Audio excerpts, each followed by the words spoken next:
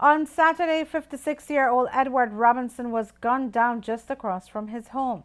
Robinson resided in a North Creek area and shared a home with his older brother. Edward's brother, Wallace Robinson, was still in shock when we spoke with him. Wallace says that he and his brother were inside their home drinking when Edward decided to go outside for a walk. He was not the target. I know he think I joke now. He's not so young, he's 56, but I can't take it. I can't take it. Along with Robinson was 33-year-old Jamel Betancourt. Betancourt was also shot, but he survived. It is said that Betancourt was the intended target. Senior Superintendent Chester Williams gave more details of the shooting and what may have caused it.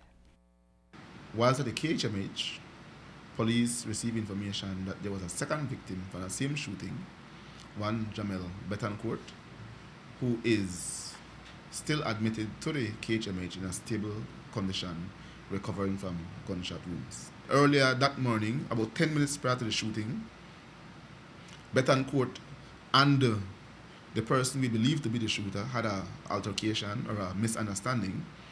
The shooter left and came back, and he fired shots, and that resulted in the injuries to Betancourt and the death of Mr. Robinson. So it was not something that we had known about long standing, but rather something that just developed and quickly escalated to the state where Mr. Robinson lost his life. Senior Superintendent Williams says they have 2 persons detained in connection with the shooting incident. In relation to the shooting involving the death of Mr. Robinson, we have in our custody 2 persons.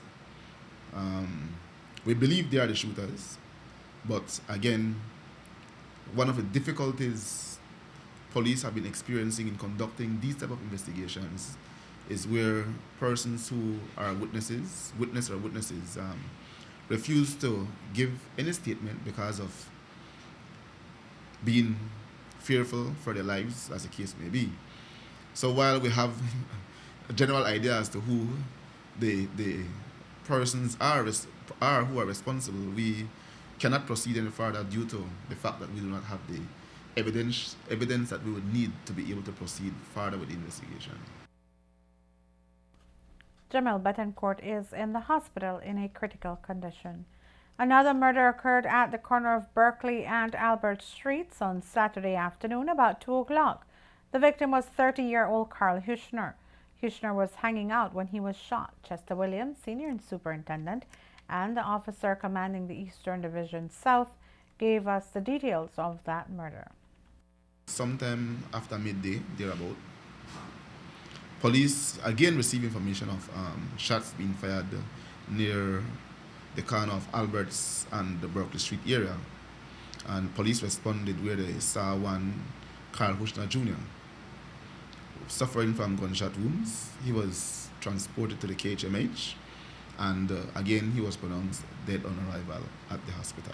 At this time, while we believe that it is between Drum Street and another rival gang, we will hold back on that until we could confirm further information. But I can say without a shadow of a doubt that there was no relation between the 2 murders. They were totally isolated from each other. Senior Superintendent Williams says that they have not identified a shooter. They believe that the shooting is a result of gang rivalry between Jump Street and another gang, but it is not certain about that right now. As well, he said that police had stopped and searched Hushner minutes before he was shot. In relation to Hushner, we have still, like I said before, while we might have an idea basically who did it, it is not as clear cut to us as the one with Robinson, where we can say definitively it was this person or that person.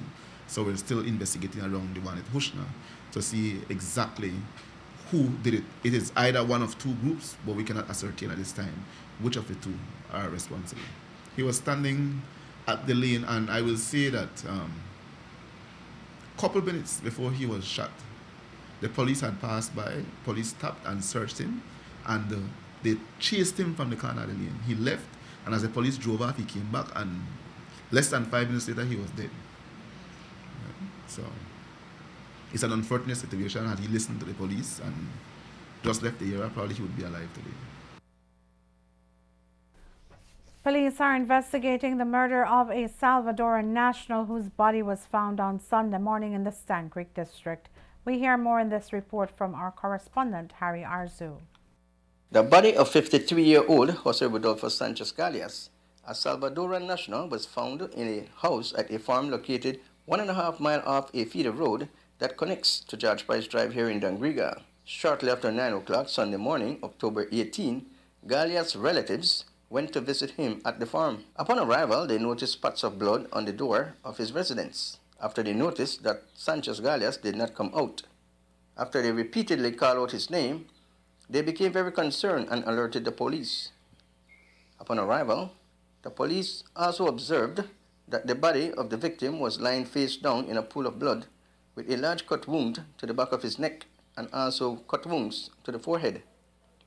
Love News spoke to the deceased daughter-in-law, Tonya Vasquez. I'm calling him. Nobody answered. So I went in by the back stairs. When I see in the door, there was a black bag. But I see blood in the door. So I make like 2 steps of the house, and I see a lot of blood. Inside? No, we went outside. I was like just 2 steps I put, but from the door you could see a lot of blood because the door is open like that. All right. So I see a lot of blood. So I tell them, let's go and I'll call the bus that was over there, right? So I went and talked with the bus, and I tell somebody, he's dead over there, right? Or I see blood. I don't know what's somebody's dead or what, you know. But I see a lot of blood. So they come, and we call Mr. Martin. That is the owner of the house where they find my father-in-law dead. Would you know what might have been the motive behind this? Does he have any enemies? Does he have any persons? Not really, because he's a cool person. He was so nice with everybody. So I don't know what is the reason or what was going on. I don't know. The owner of the farm, businessman Martin Zul, said that a 16-gauge shotgun with serial number AX582350 that was in the care of the deceased is now missing. Reporting for Love News from Dangriga, I'm Harry Arzu.